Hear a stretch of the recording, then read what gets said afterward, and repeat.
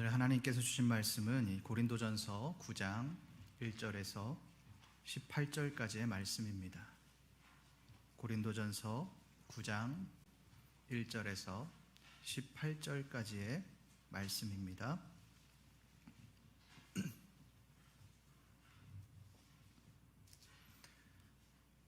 저와 여러분들이 한 절씩 교독하시겠습니다. 내가 자유인이 아니냐, 사도가 아니냐, 예수 우리 주를 보지 못하였느냐, 주 안에서 행한 나의 일이 너희가 아니냐.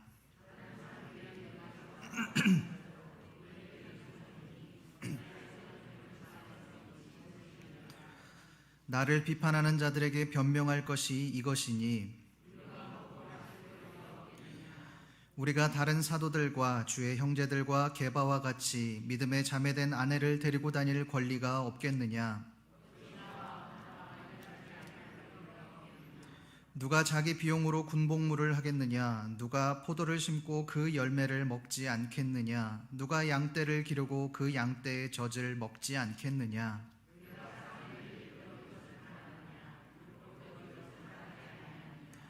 모세의 율법에 곡식을 밟아 떠는 소에게 망을 씌우지 말라 기록하였으니 하나님께서 어찌 소들을 위하여 염려하심이냐?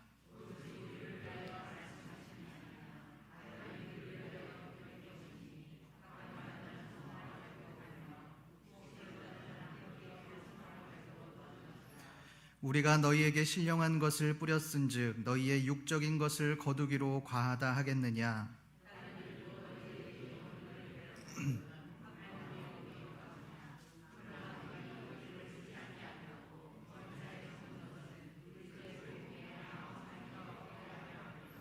성전의 일을 하는 이들은 성전에서 나는 것을 먹으며 제단에서 섬기는 이들은 제단과 함께 나누는 것을 너희가 알지 못하느냐?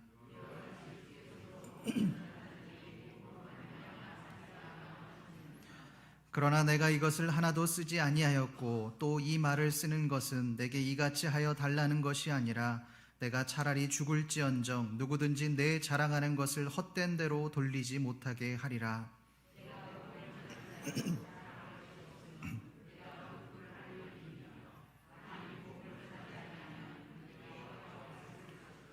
내가 내 자의로 이것을 행하면 상을 얻으려니와 내가 자의로 아니한다 할지라도 나는 사명을 받았노라. 그런즉 내 상이 무엇이냐? 내가 복음을 전할 때에 값없이 전하고 복음으로 말미암아 내게 있는 권리를 다 쓰지 아니하는 이것이로다. 아멘. 제가 아이를 키워보면서 신기하게 여겨지는 것이 한 가지 있습니다. 그것이 무엇이냐면 아이들이 갓난아이일 때는 부모가 주는 대로 잘 받아먹고 또 부모가 시키는 대로 해주는 대로 그대로 순응을 하지만 갓난아이를 벗어나는 그 순간부터 부모가 시키는 대로 하기를 거부한다라고 하는 것입니다. 소위 주관이 생기고 자기의 고집이 생기면서 본인이 하고 싶은 대로 하려고 하는 것입니다.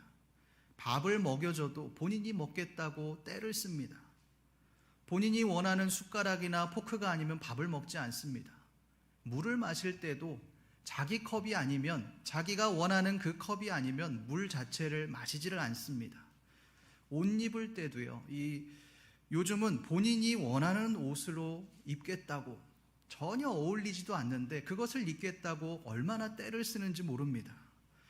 그 옷이 전혀 맞질 않고 그 옷을 입고 나가면 다른 사람들이 비웃을 텐데, 다른 사람들이 부모가 어떻게 저런 옷을 입혔냐라고 분명히 손가락질 받을 만한 옷이지만 전혀 아랑곳하지 않습니다. 오늘 아침에도 이것 때문에 아이들과 실랑이를 엄청 하면서 나왔습니다. 무조건 본인이 원하는 대로 하겠다는 겁니다. 이유 불문하고 그냥 그렇게 하는 겁니다. 이 아이들의 모습을 보며 저는 인간은 정말 자유를 갈망하는 존재이구나라는 생각을 하게 됩니다. 인간은 태어나면서부터 죽을 때까지 이 자유를 갈망하며 살아갑니다. 자녀로 살아갈 때는 자기가 하고 싶은 것들을 하기 위해, 마음대로 하기 위해 부모로부터 자유를 얻기를 간절히 소망합니다. 이제 나이가 들어서 조금 커서는 내가 매여 있는 것들, 또 책임져야 하는 그 부분들에 대해서 그 책임을 벗어나기 위해서 자유를 갈망합니다. 여러분, 우리가 알고 있는 자유라는 것이 도대체 무엇입니까? 우리에게 얽매여져 있는 것들을 해방되는 것, 그 얽매임으로부터 해방되는 것이 우리가 생각하는 자유입니다. 우리를 힘들게 하는 그 모든 것으로부터 벗어나는 것, 그것을 우리가 흔히 자유라고 생각을 합니다. 여기에서 이 자유의 개념은 우리가 가지고 있는 생각이나 의도, 우리 마음대로 할 수 있는 것을 의미합니다.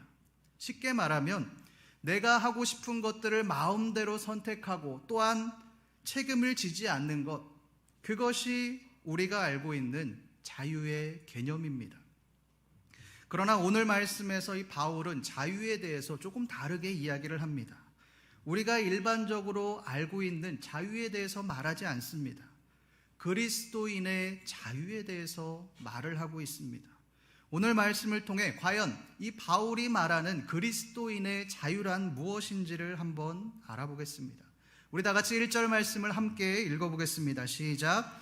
내가 자유인이 아니냐, 사도가 아니냐, 예수 우리 주를 보지 못하였느냐, 주 안에서 행한 나의 일이 너희가 아니냐. 오늘 말씀에서 이 바울은 내가 자유인이 아니냐, 이 사도가 아니냐, 이런 말로 말씀을 시작합니다. 여러분, 이 바울은 누가 뭐래도 자유인입니다. 아니, 누가 뭐래도 사도입니다. 바울은 하나님께서 복음을 전하도록, 그 복음을 전하기 위해 하나님께서 세우신 하나님의 사도입니다. 그런데 이 바울은 아주 당연한 말을 하고 있습니다. 바울이 도대체 왜 이 당연한 말을 하고 있는 것일까요? 이유는 간단합니다. 사람들이 바울을 사도로 인정하지 않기 때문에 그렇습니다. 우리 2절 말씀을 함께 읽어보겠습니다. 시작. 다른 사람들에게는 내가 사도가 아닐지라도 너희에게는 사도이니 나의 사도됨을 주 안에서 얹힌 것이 너희라. 다른 사람들에게는 내가 사도가 아닐지라도, 이 말은 바울을 사도로 인정하지 않는 사람들이 있다는 것입니다. 여러 가지 이유가 있었겠죠. 바울의 어눌한 말투, 또 바울의 질병이 사람들로 하여금 바울을 사도로 인정하지 않는 그런 결정적인 이유들이 되었을 겁니다. 그런데 오늘 말씀에는 그러한 이유 말고 또 다른 이유가 등장을 합니다. 그것이 무엇입니까? 바로 연보의 문제입니다. 당시에 이 복음을 전하는 사도들은 교회로부터 연보를 받았습니다.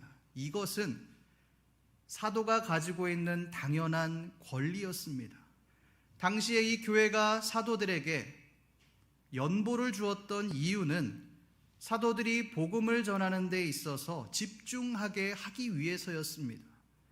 그런데 바울은 이 연보를 받지 않고 자비량으로 사역을 했으니 사도로서의 자격이 없다는 겁니다. 오늘 말씀은 이 바울이 그것에 대해서 바울의 사도권에 대한 변호를 하기 위해 기록한 말씀입니다. 내가 연보를 받지 않는다고 해서 사도가 아닌 것이 아니다, 이것을 변증하기 위해 오늘 말씀을 기록한 겁니다. 그런데 여러분 자세히 보십시오. 1절 말씀에 보면 사도와는 관련이 없는 이 자유인이라는 말을 하고 있습니다. 이 자유인이라는 말을 사도보다 더 앞에 사용을 합니다. 이렇게 했다는 것은 사도보다도 자유인이라는 말이 더 중요하다는 것을 의미합니다. 과연 바울은 왜 자유인이라는 말을 가장 앞에 사용하고 있을까요?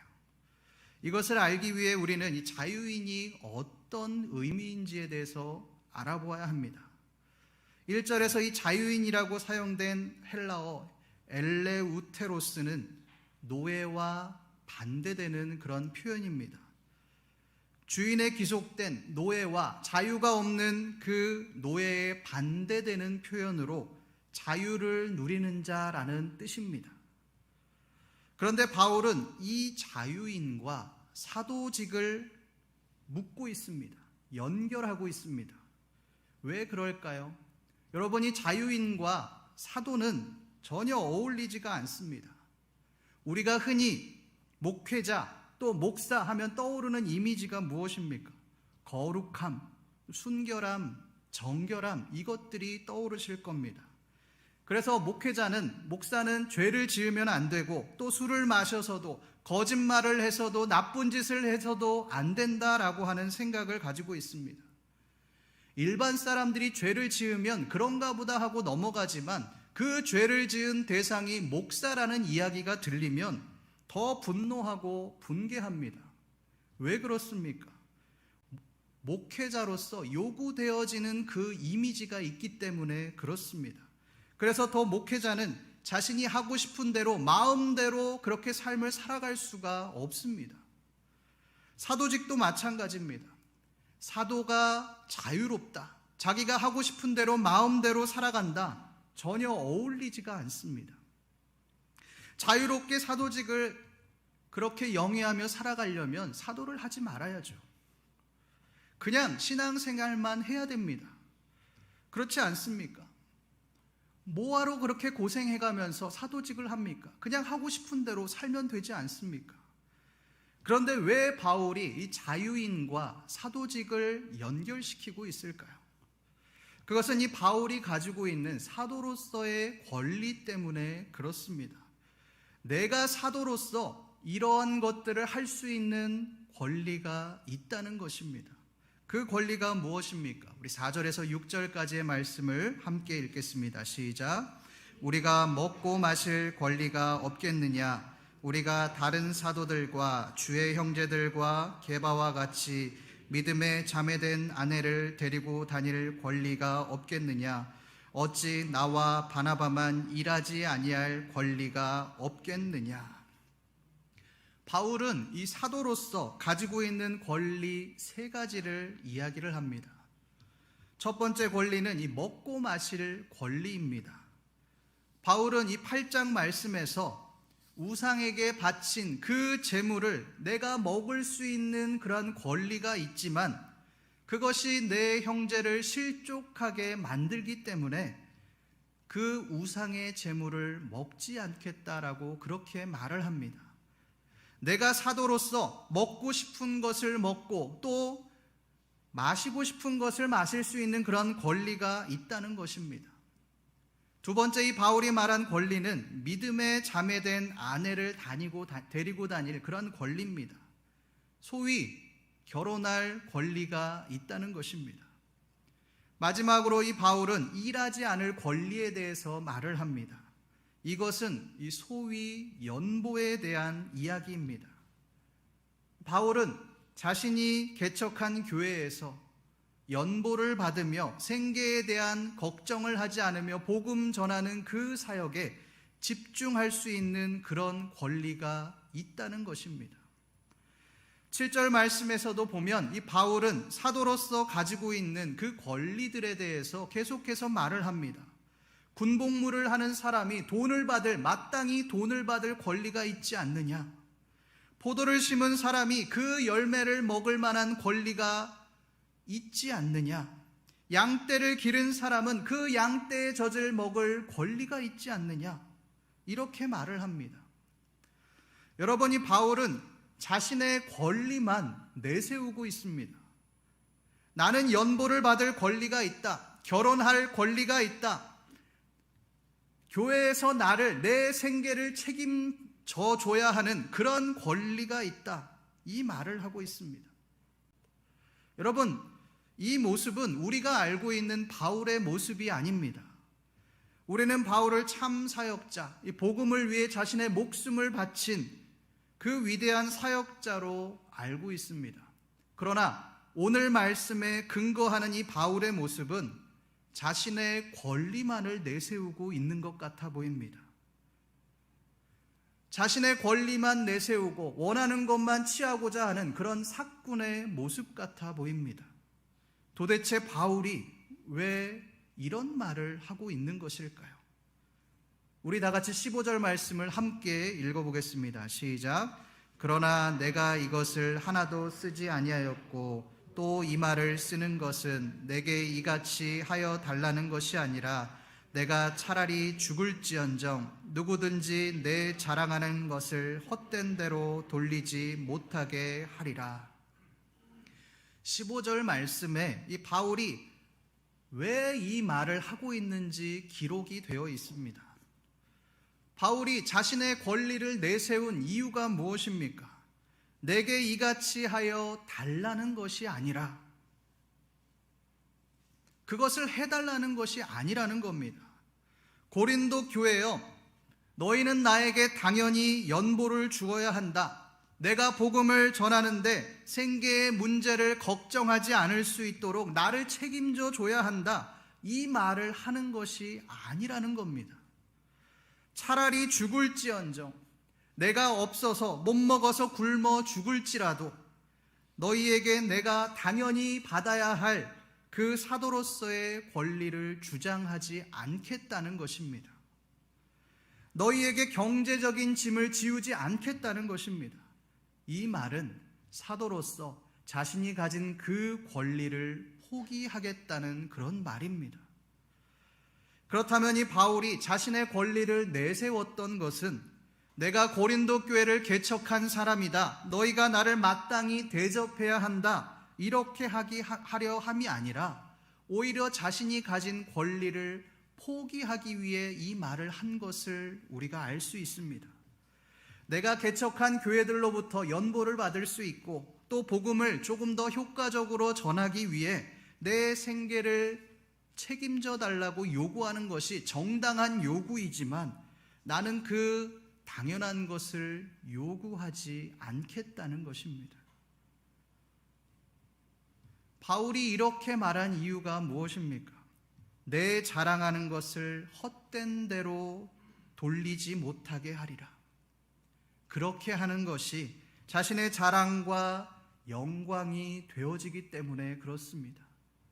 나를 통해 하나님을 보는 것이 아니라 내가 하나님이 받아야 할 영광을 가로채는 일이 일어나기 때문에 그렇습니다. 우리가 잘 아는 목사님 중에 이재철 목사님이라는 분이 계십니다. 이 목사님은 이 주님의 교회를 개척하시고 또 부흥시키신 분입니다. 주님의 교회를 개척하실 당시에 10년 후에 퇴임하겠다라고 하는 그 약속을 지켜서 이 교단에서 한국교회에 신선한 충격을 주신 분입니다. 이분의 방침대로 지금 주님의 교회는 10년마다 담임 목사가 바뀝니다. 이 목사님이 마지막에 사역을 하셨던 곳이 100주년 기념교회라고 하는 곳입니다. 처음에는 이 열악했던 교회를 13년 만에 8,000명이 넘는 대형교회로 성장을 시키셨습니다. 많은 사람들의 존경을 받았습니다. 정말 능력 있는 목회자였습니다. 이 정도 했으면 자신의 업적을 드러내도 됩니다. 교회에 자신의 은퇴에 대한 예우를 충분히 요구해도 됩니다. 내가 이만큼 교회를 부흥시켰다, 내가 이렇게 교회에 영향력을 끼쳤다, 그렇게 말해도 뭐라고 할 사람이 한 사람도 없습니다. 그런데 이 목사님은 은퇴를 하시는 그 마지막 고별 설교에서 이렇게 말씀합니다. 저 이재철을 적당히 버리지 말고 철저히 버리십시오. 저를 철저히 버리셔야만 후임 공동 담임 목사님들을 통해 하나님이 거침없이 내려줄 새로운 차원의 은혜를 누릴 것입니다. 저를 철저히 버리십시오. 저의 떠남은 여러분들이 저를 버림으로써만 완결됩니다. 이 설교의 말씀을 남기시고 이 목사님은 퇴임식이나 이취임식이 없이 교회로부터 은퇴 예우금도 일체 받지 않고 경상도 창원으로 내려가셨습니다. 여러분, 이 바울이 오늘 말씀에서 이 자신을 자유인이라고 말한 이유가 무엇이겠습니까? 내가 하고 싶은 대로 행하기 위함이 아닙니다. 나는 이 수많은 교회를 개척했으니 큰 업적을 이룩했으니 내 마음대로 해도 된다, 이 말을 하기 위해 이 자유인이라는 표현을 한 것이 아닙니다. 오히려 내가 이 많은 권리들을 당연히 누릴 수 있지만, 그것을 받아들일 수 있지만, 사도로서, 자유인으로서 내가 마땅히 행할 권리를 행하지 않겠다라고 그렇게 말을 합니다. 왜 그렇습니까? 그것이 바울의 자랑이 되기 때문에 그렇습니다. 오늘날 이 교회에서 많은 사람들이 내 업적을 이루고 싶어 합니다. 내가 속한 부서에서, 내가 속한 공동체에서 내 영향력을 나타내고 싶은 겁니다. 내가 이런 사람이다, 내가 공동체를 위해 이러한 일들을 행했다, 이것을 알아주기를 원합니다. 인정받기를 원하는 것입니다. 그러나 여러분, 교회는 내 업적을 드러내는 곳이 아닙니다. 내 영향력을 나타내는 곳이 아닙니다. 내가 아니라 나를 통해 예수 그리스도를 나타내는 곳입니다. 공동체를 통해 하나님께서 역사하시는 그 은혜를 함께 누리는 곳이 바로 교회 공동체입니다. 성도 여러분, 우리를 드러내지 마십시오. 내 업적을 나타내지 마십시오. 오직 우리와 함께 하시는 하나님의 은혜를 나타내십시오. 그럴 때 우리 안에 계신 그리스도가, 우리와 함께 하신 그 하나님이 영광을 받으시게 될 것입니다. 바울이 이 고린도 교회에 재정을 요구하지 않았던 또 다른 이유가 있습니다. 그것이 무엇일까요? 당시에 이 고린도 교회의 배경과 관련이 있습니다. 당시에 이 고린도의 지도자들은 모두 돈을 받고 그렇게 진리를 가르쳤습니다. 그 진리가 제대로 된 진리가 아니지만, 당시의 지도자들은 각자 진리라고 추구하는 것, 그렇게 여기는 것들을 그냥 가르치지 않았습니다. 돈을 받고 사람들을 받아들이고 제자를 받아들이고 사람들 앞에서 소위 연설을 했습니다. 수업료를 내지 않으면 그 진리에 대해서도 배울 수가 없었습니다. 이것이 당시의 이 고린도의 문화였습니다. 이러한 문화 속에서 돈을 받지 않는 사람은 어떻게 인식이 되었겠습니까? 능력이 없는 사람입니다. 진리를 가르치는 사람이 아닌 겁니다. 소위 수준이 떨어지는 사람으로 여겨졌습니다. 이런 관점에서 바울을 한번 보십시오. 이 고린도 사람들의 관점으로 바울을 보면, 바울은 사도로서 마땅히 받아야 할 그 연보를 받지 않았습니다. 다른 사도들은 아내가 있는데 바울은 아내도 없습니다. 고린도 교인들이 어떻게 생각을 했겠습니까? 바울은 사도가 아니기 때문에 교회로부터 연보를 요청을 할 수 없는 거야. 아내도 없고, 잘 봐봐, 말도 잘 못하고 육체의 질병까지 있잖아. 저런 사람은 사도가 될 수 없어. 이렇게 말을 하는 겁니다. 예, 바울이 뭐라고 말을 합니까? 우리 12절 말씀을 함께 읽어보겠습니다. 시작. 다른 이들도 너희에게 이런 권리를 가졌거든 하물며 너희일까 보냐. 그러나 우리가 이 권리를 쓰지 아니하고 범사에 참는 것은 그리스도의 복음에 아무 장애가 없게 하려 함이로다. 나도 연보를 요청할 만한 당연한 권리가 있다. 나는 마음대로 먹고 마실 그러한 권리가 있다. 그러나 내가 그렇게 하지 않는 것은 복음을 전하는 데 걸림돌이 되지 않기 위함이다. 그렇게 말을 하는 겁니다. 여러분, 실제로 바울은 교회에 연보를 받지 않았습니다. 그럼 당연히 먹고 사는 문제가 걸리겠죠. 바울은 먹고 사는데 필요한 비용을 직접 장막을 지으면서 그러한 일을 하면서 필요한 재정을 충당했습니다. 교회의 부담을 지우지 않기 위해 자기 자신을 희생했습니다.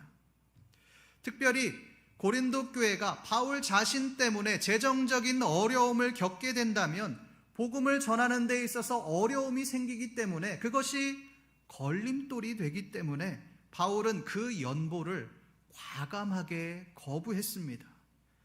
여러분, 이 거부하는 것, 말은 참 쉽죠. 쉬운 결정이 아닙니다. 자신의 생사가 걸린 그러한 문제입니다. 당장 먹을 것이 없어서 언제 굶어 죽을지 모르는 그런 상황입니다.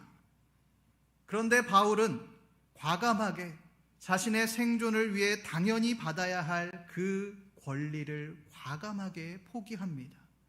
그리고는 이렇게 고백합니다. 우리 16절 말씀을 함께 읽어보겠습니다. 시작. 내가 복음을 전할지라도 자랑할 것이 없음은 내가 부득불할 임이라. 만일 복음을 전하지 아니하면 내게 화가 있을 것이로다.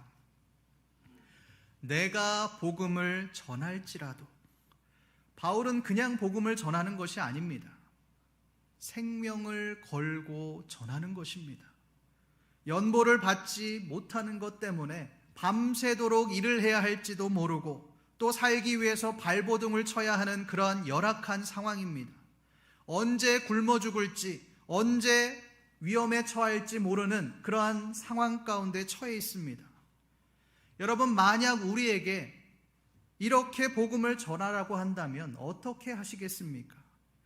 지금 당신이 가지고 있는 그 재산을 다 하나님 앞에 바치고 복음을 위해 무급으로 봉사하십시오, 무급으로 헌신하십시오, 이렇게 누군가 말한다면 어떻게 되겠습니까? 대부분의 사람들이 떠나갈 겁니다. 어떻게 이렇게 부당한 요구를 할 수 있느냐고 그렇게 시위를 하며 하나님을 떠나갈지도 모릅니다.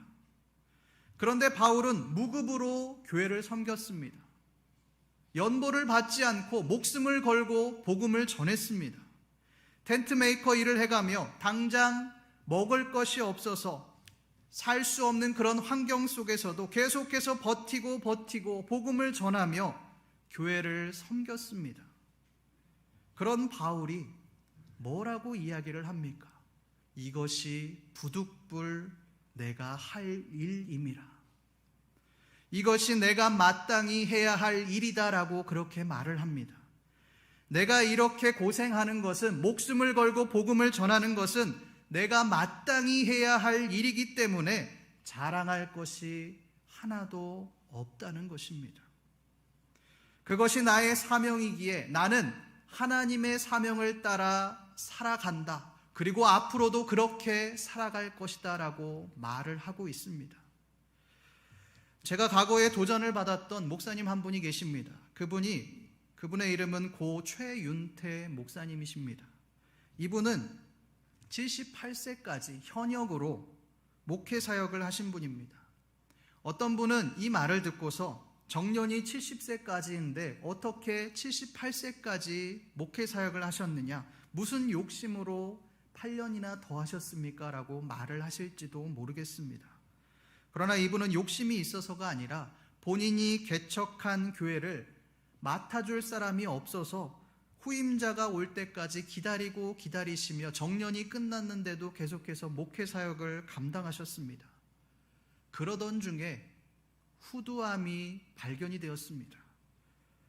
후두암이 발견이 되어서 이제는 치료를 받고 또 병원에 입원해서 그 어려운 과정을 겪어야 하는데 이 목사님은 치료받기를 일체히 거절하셨습니다. 이유인즉슨 교회를 맡아줄 사람이 없다는 이유에서였습니다.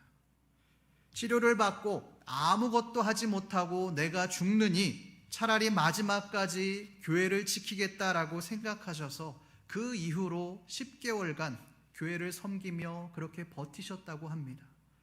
후두암이기 때문에 목소리를 내는 것이 어렵고 목으로 음식을 삼키는 것이 어려움에도, 설교 한마디 한마디 내뱉는 것이 고통스러운 상황임에도 끝까지 사역을 감당하셨습니다. 그러던 어느 날 주일 아침이었습니다. 그날도 이 목사님께서 몸이 굉장히 안 좋으신데도 기어이 교회에 가서 설교를 해야겠다라고 하셔서 이 사모님이 먼저 차에 가서 시동을 걸고 계셨답니다. 그런데 아무리 기다려도 오시지 않아서 집에 와보니 이 목사님이 소파에 가만히 앉아 계시더랍니다. 사모님께서 이 가만히 앉아 계신 목사님에게 다가가서 여보 힘들어요? 힘듭니까? 이렇게 말씀을 하시자 그 자리에서 고개를 떨구셨습니다. 이것이 최윤태 목사님의 살아생전 이 마지막 모습이었습니다.